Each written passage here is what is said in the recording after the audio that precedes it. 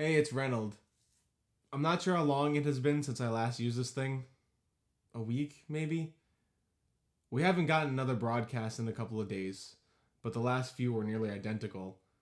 Stay inside and wait. So that's what we are doing. We are waiting. We are so bored. Yeah. So I guess the reason why I'm giving an update now is, well, I feel like I should record our experience, right? I mean, if we want historians to find this, we need to document everything, right? Sure. Okay. So what do we do today? Well, it's only noon right now, so it's kind of early. Ate some canned beans with our handy dandy Swiss Army knife with like 20 kajillion things on it. That thing is pretty damn cool. And that's pretty much it. Well, so then say what we did yesterday. We woke up, ate some beans again. Shit, I didn't realize. I thought that was... Nope, definitely yesterday. Jeez, we really are going insane here. I guess so. Then we, looked at the cameras. Nothing really happened yesterday with the groups. I hate Emily now. All she does is yell at Stan and then be all mushy with Trevor.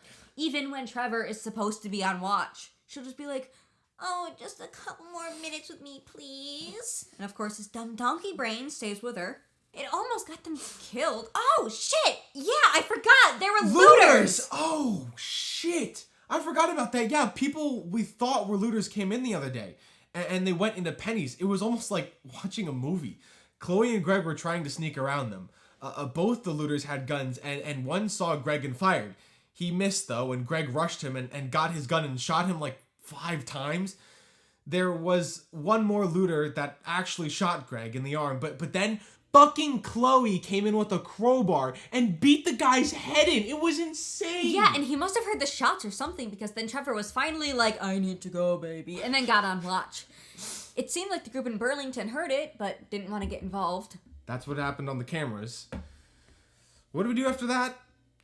I don't really remember. We just sat here, talked a bit, and then we ate dinner, which was ramen and chicken tenders. Then I made some dessert, and we started getting ready for bed.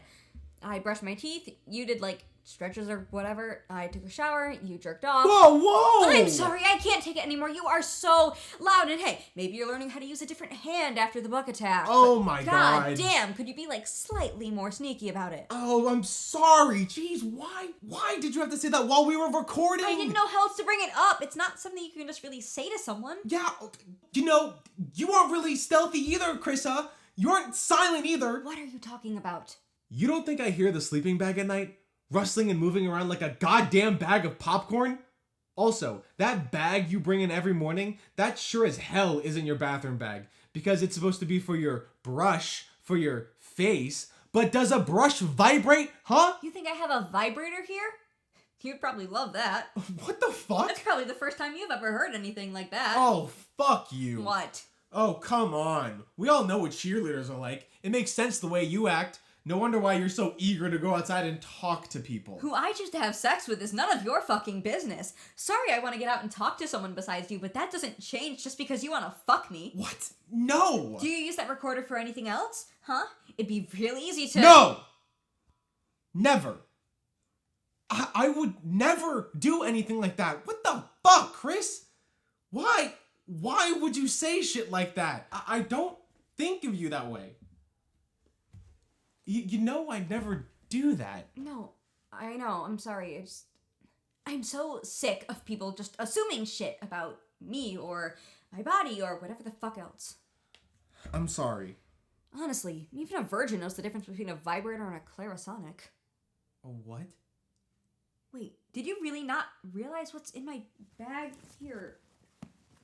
You switch it on and it spins so it exfoliates your face while it cleans. Oh.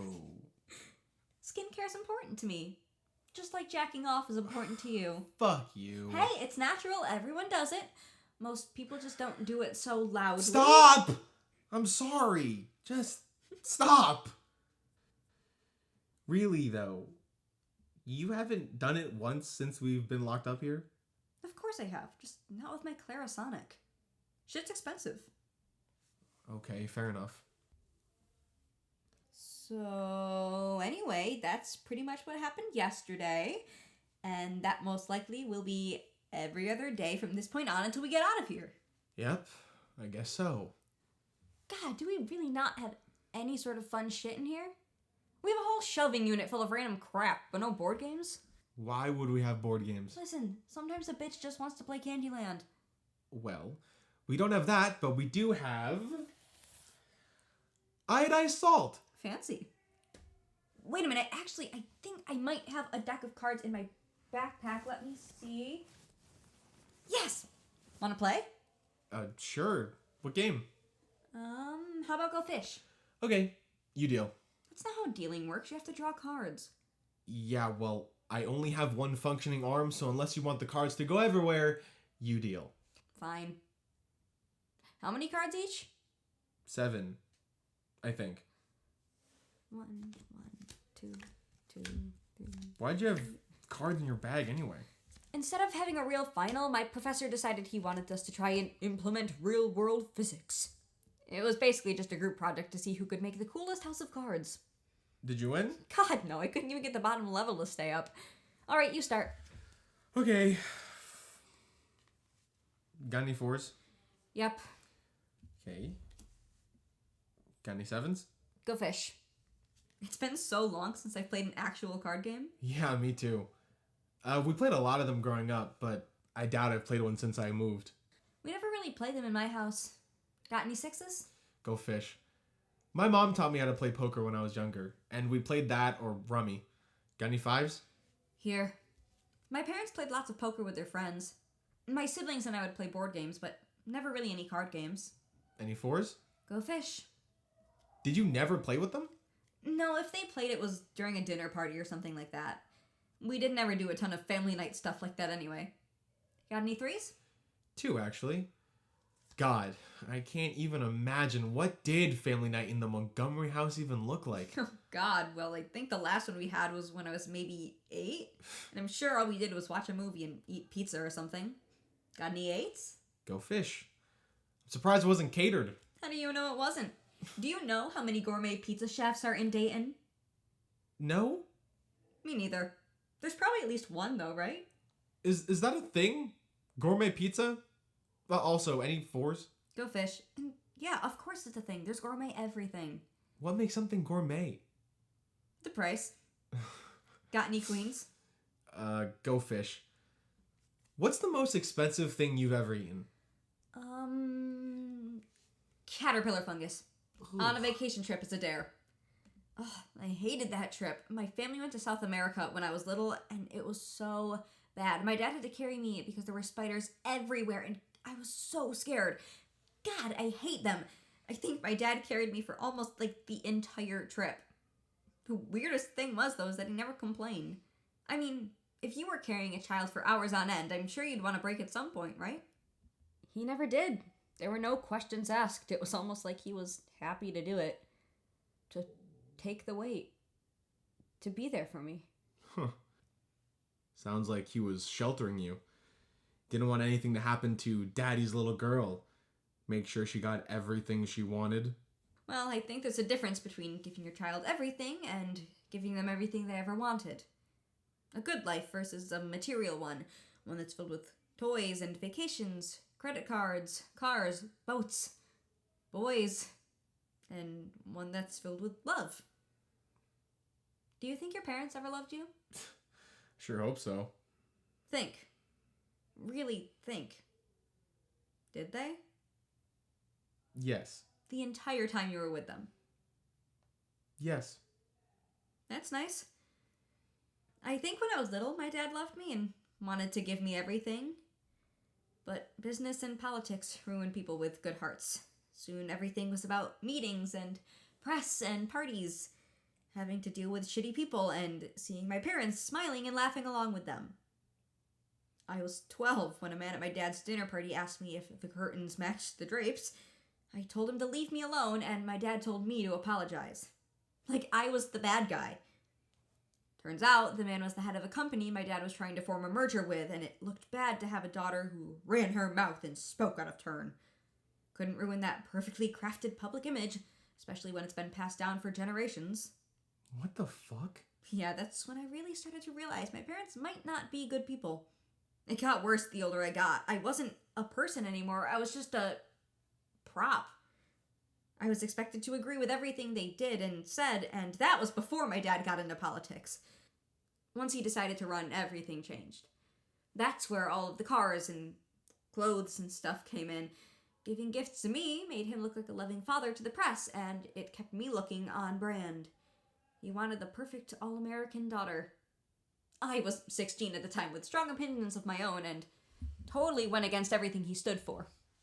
I didn't know that you went against your family on so many things. I still see you in the papers and stuff with them. So I just sort of figured, well, you know. Since I was about to graduate, we made a deal. I would go to a college of their choosing, but they would pay for it. In return, I do press and play along until I graduate. No speaking out, no vocal support of other candidates, essentially radio silence. But then I'm free. They cut me off, and I'll never see another cent from them. I'm not tied to them anymore.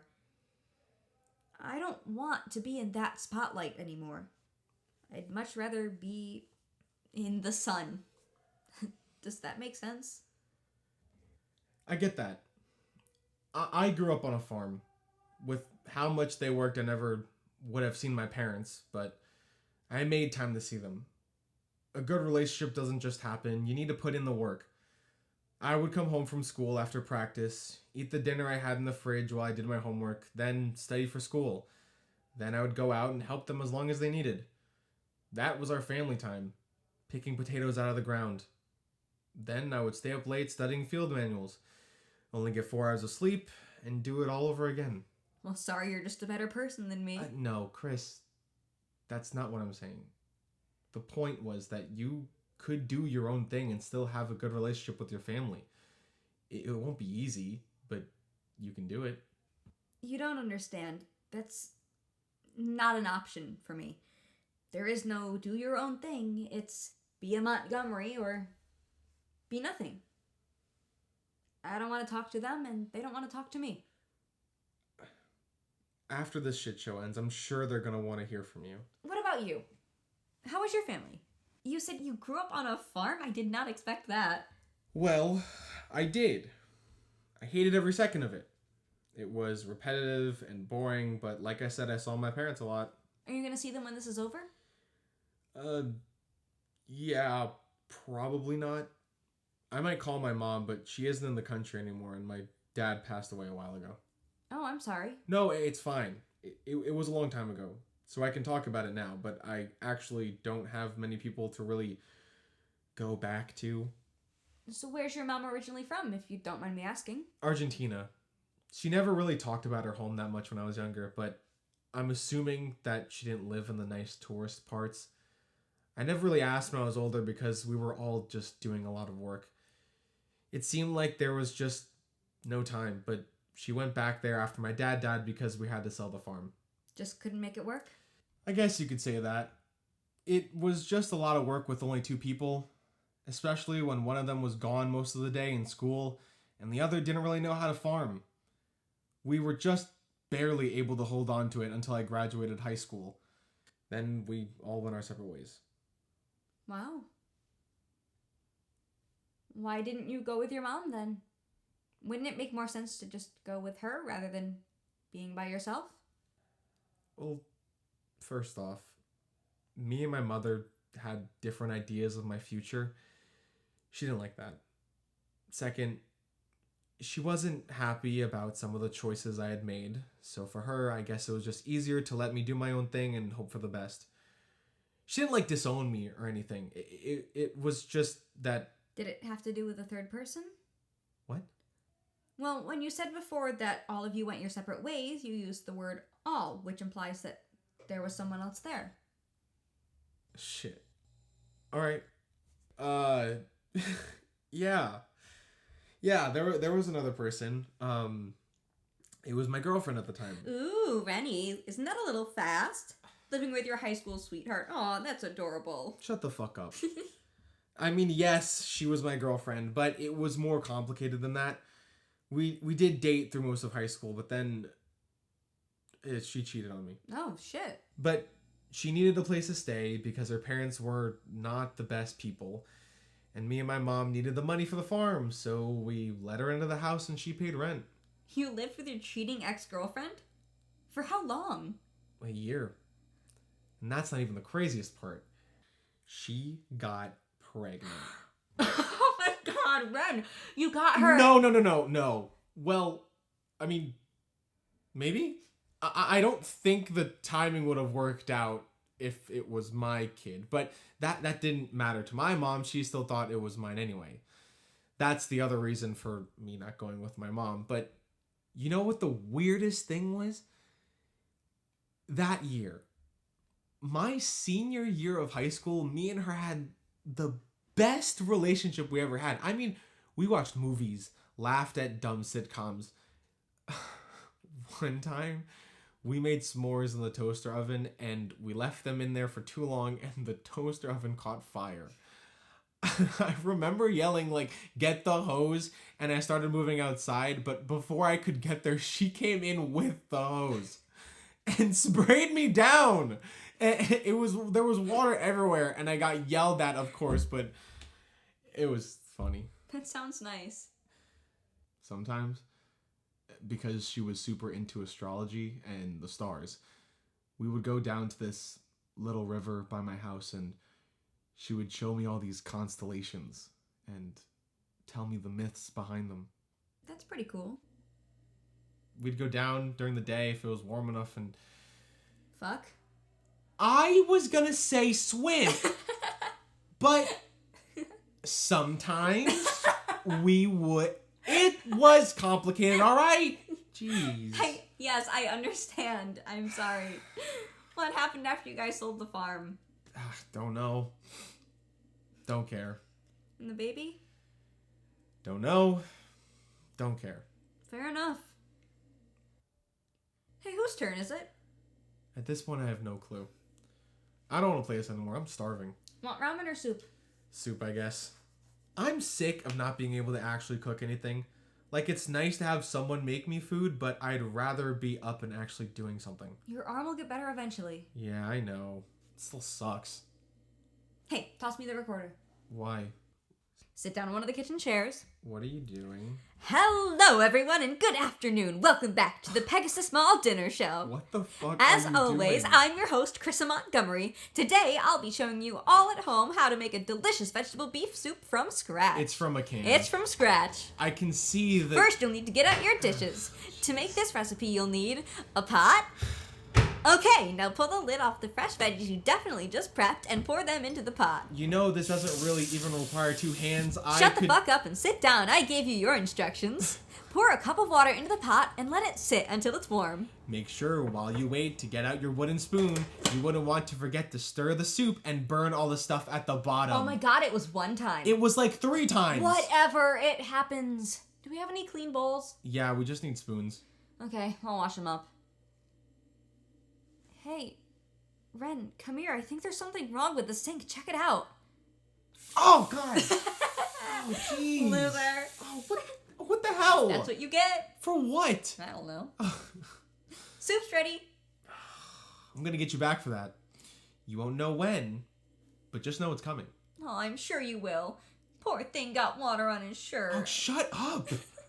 What are we watching tonight? I don't know. I picked last night, so you pick tonight. Don't pick something shitty, though. And I'll just grab the recorder that you brought in here. Okay. Well, in that case, this is Ren and James. And because she wanted me to include it, Carissa Montgomery. Thank you. Date, January 11th, 2043. Pegasus Mall. Signing off.